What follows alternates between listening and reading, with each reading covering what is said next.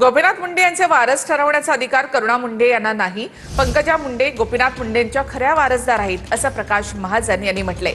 वारस ठरवणारे भुजबळ तलाठ्यांच्या भूमिकेत आहेत का असा सवाल प्रकाश महाजन यांनी केलाय. कोण करुणा मुंडे?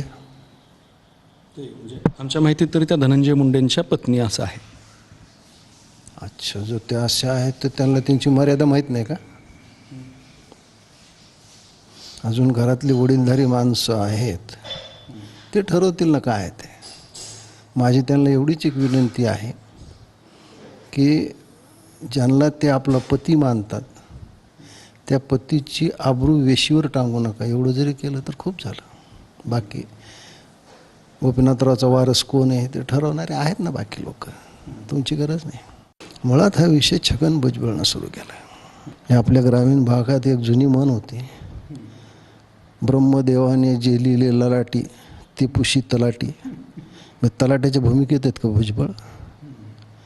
गोपीनाथराव मुंडेचा वारस ठरवायले ते मी तर सांगितले. गोपीनाथराव मुंडेनं वडलोपार्जित जमिनी सगळ्या आपल्या पुतण्याला देऊन टाकल्या. गोपीनाथराववर जे प्रेम करतात त्यांनी पंकजाला गोपीनाथरावचा राजकीय आणि सामाजिक वारसा मानलेला आहे. एक नाही, दोन नाही, 10 वेळा असं घडलं.